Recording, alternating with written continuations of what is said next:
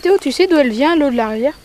Je pense qu'elle vient de la source, des nappes phréatiques et aussi un peu des précipitations de pluie. À partir de cette interrogation sur l'origine de l'eau, Sylvain et Théo posent une véritable question de société, celle du partage de la ressource en eau. Afin de mieux comprendre ce sujet d'actualité, partons à la rencontre des principaux acteurs et usagers dans le département des Deux-Sèvres. L'eau est considérée comme un bien commun au regard de la loi. Nous avons donc un devoir, le respect de la ressource et la solidarité entre usagers d'amont en aval, de la source jusqu'à la mer. Sur les cours d'eau principaux, comme sur les petits bras secondaires, notre responsabilité à tous est de maintenir la continuité écologique, c'est-à-dire garantir de l'eau en quantité suffisante toute l'année pour maintenir la vie.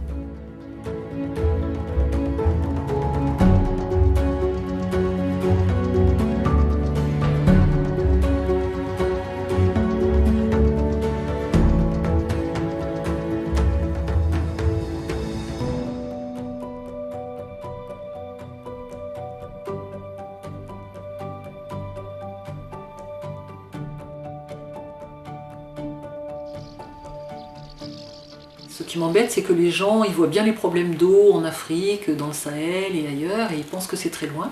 Mais je pense que c'est en train de se rapprocher de nous et que si on continue comme ça, même dans notre région, on aura des soucis vraiment très forts. Tout le monde n'a pas encore fait le lien entre nos comportements individuels, collectifs, et finalement les répercussions que nos attitudes peuvent avoir sur la ressource en eau.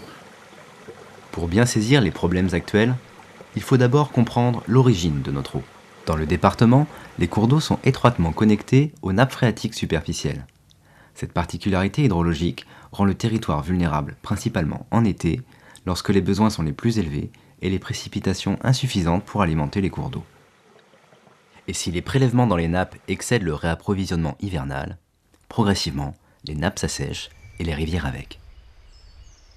Une partie du débit des rivières est alimentée par les nappes souterraines. Et quelquefois, ces prélèvements sont tels que l'abaissement des nappes se fait beaucoup plus vite et que le phénomène qu'on retrouve en fin d'été, on peut le retrouver en début d'été ou voire au printemps quand il y a de l'irrigation au printemps. Sur le bassin versant de la Boutonne, nous prélevons chaque année en moyenne 2 millions de mètres cubes pour l'eau potable, 1,5 million pour l'industrie et 10 à 12 millions pour l'agriculture, qui représente à elle seule les 3/4 de la consommation du bassin versant. Nous, l'agriculture, on est concerné de plein fouet par tout ça, quoi. En irriguant actuellement, ça me pose le même cas de conscience que lorsque j'utilisais des pesticides, quoi, en fait. Je pompe dans le milieu et à une période où les niveaux sont les plus faibles, quoi. Donc ça pose réellement un problème de conscience. En 2007, nous avions fait une étude au Simbo sur l'historique des assecs de la Boutonne. Cette étude historique à partir des archives nous avait permis de mettre en évidence différentes choses, notamment que des assecs, il y en a toujours eu sur la Boutonne et sur ses affluents. Ils ont, depuis le développement de l'agriculture, on va dire, plus intensive, ils sont plus longs dans le temps. Avant, ils étaient très ponctuels, quoi, hein. Ces affluents, moi, gamin, je les ai connus toujours avec de l'eau. C'est intéressant d'avoir le regard historique sur l'eau. En fait, on se rend compte qu'il y avait de l'eau partout et qu'il n'y en a plus du tout aujourd'hui. Donc la situation actuelle n'est pas du tout une situation partagée historiquement. Oui. Sinon, les gens n'auraient juste pas pu survivre de toute manière. On survit parce que maintenant, il y a de l'eau dans les canalisations. Pour pallier le manque d'eau et répondre aux besoins agricoles, une des solutions proposées actuellement consiste à stocker cette eau.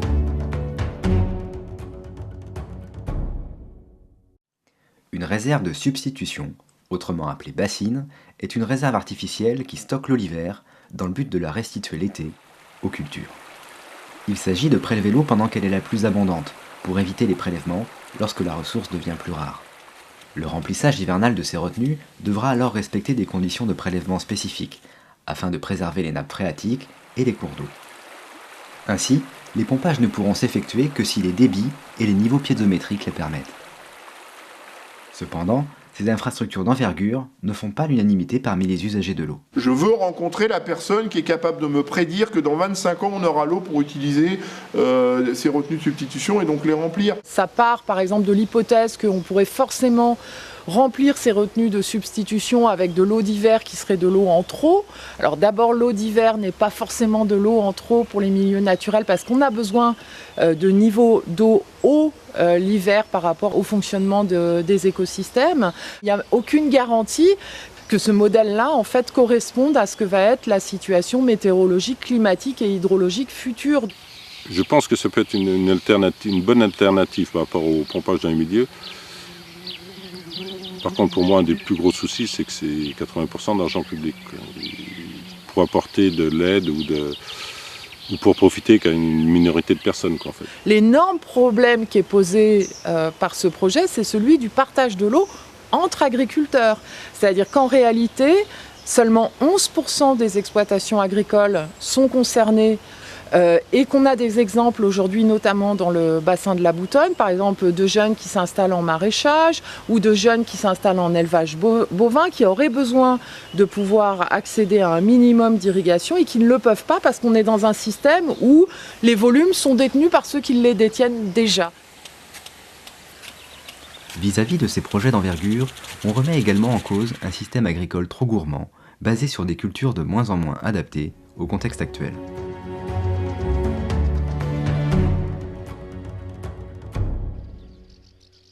Certaines cultures seront probablement plus utilisables, plus disponibles dans des sites comme les nôtres, et le maïs en fait sans doute partie. Face au maïs hybride des firmes semencières, il existe des maïs alternatifs, dits population. Ce sont des écotypes sélectionnés par les agriculteurs eux-mêmes et donc mieux adaptés aux conditions hydriques locales. Il y a déjà des propositions, il y a des cultures alternatives au maïs, il y a le sorgho notamment, qui est une culture qui produit des biomasses et des rendements pas très éloignés de ceux qui sont records chez le maïs, avec une consommation d'eau sans commune mesure. On peut également citer d'autres cultures moins consommatrices, telles que le pois protéagineux, la lentille ou encore la luzerne. Il y a des luzernes, des variétés méditerranéennes de luzerne qui sont capables de produire en quantité tout à fait respectable, en déficit hydrique marqué. Donc oui, il existe sans problème soit des variétés, soit des cultures qui peuvent être conduites en conditions de stress hydrique comme on va en connaître dans les décennies à venir. Dans le contexte actuel, afin de garantir un accès à l'eau pour tous, il devient urgent de repenser l'irrigation. L'irrigation dans le département, ce qui est sûr, je pense, c'est qu'elle pourrait sauver et peut sauver des exploitations qui peuvent être en difficulté ou qui ont des terres qui sont de qualité moindre. Le tout, c'est d'arriver à orienter ou de trouver des cultures qui soient moins gourmandes en eau. S'il est vrai que certaines activités agricoles ne peuvent s'affranchir de l'utilisation de la ressource en eau, certains exploitants, pour réduire leur dépendance à l'irrigation, ont totalement revu leur manière d'exercer leur profession. Benoît Biteau, L1-2. C'est-à-dire que moi, je suis devenu agriculteur le 1er mai 2007, sur une structure qui était en monoculture de maïs irrigué depuis 35 ans, qui mobilisait 300 000 m3 d'eau par an. 300 000 m3 d'eau, c'est la consommation annuelle d'une petite ville de 5 500 à 6 000 habitants. Et du jour au lendemain, j'ai arrêté le maïs hybride proposé par les firmes semencières, j'ai arrêté l'irrigation, je suis passé sur des ressources génétiques que je maîtrise, qui s'appellent des écotypes, donc qui sont bien adaptés à la zone sur laquelle on évolue et qui fait que l'agriculteur, c'est un autre mot-clé, retrouve son autonomie, c'est-à-dire qu'il n'a plus besoin d'aller acheter de la semence, de passer par la case semence pour ressemer tous les ans, donc économiquement parlant, c'est redoutable. Avançons vers des logiques de mélange de cultures, avançons vers des logiques de rotation de culture, avançons vers des logiques de non-travail du sol, qui nous éloignent aussi de la ressource en eau via l'irrigation, parce qu'avec des couverts végétaux permanents sur les sols, on stocke de l'eau dans les sols, parce qu'on réenrichit nos sols en matière organique, on stocke de l'eau dans les sols. L'agriculture, et notamment dans sa version agroécologie, un des grands défis, ça va être pour les agriculteurs de faut pas qu'ils le prennent mal, mais de redécouvrir finalement l'agronomie. Sur le département, la gestion quantitative de l'eau est une problématique sur laquelle se focalisent les institutions. L'Agence de l'eau et le syndicat mixte de la Boutonne portent un projet de territoire qui compte une trentaine de mesures pour parvenir à une gestion durable de la ressource. La perspective du dérèglement climatique va nous imposer de toute façon de revenir sur tous les aménagements, toute l'artificialisation qu'il y a eu sur les bassins, c'est-à-dire drainage des sols, assainissement des marais, des anciennes zones humides. On a été très loin, il y a 30-40 ans, dans la performance, on va dire, pour assécher le bassin. Ce qu'il faut, c'est maintenant essayer de restaurer cette capacité des milieux naturellement dans les sols, dans les zones humides, dans les fonds de vallée, à conserver cette eau. On va être sur le territoire dans une situation où il va y avoir une véritable guerre de l'eau. Et on a les moyens de l'éviter.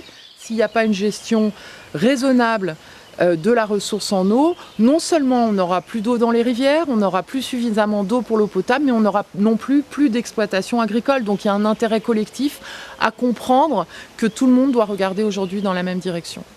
La société n'a pas le choix que de faire très très attention à ses activités en général, sans exclure quiconque, dans les manières donc, de procéder et de respecter cette ressource qui est vitale. Sylvain et Théo, jeunes pêcheurs sur la Boutonne, sont les héritiers de la politique actuelle de l'eau dans le département. Et donc des choix stratégiques qui vont marquer l'avenir de nos cours d'eau et de nos paysages. Pêcheurs, agriculteurs, associations, institutions, élus et abonnés, nous sommes tous les citoyens de la même eau.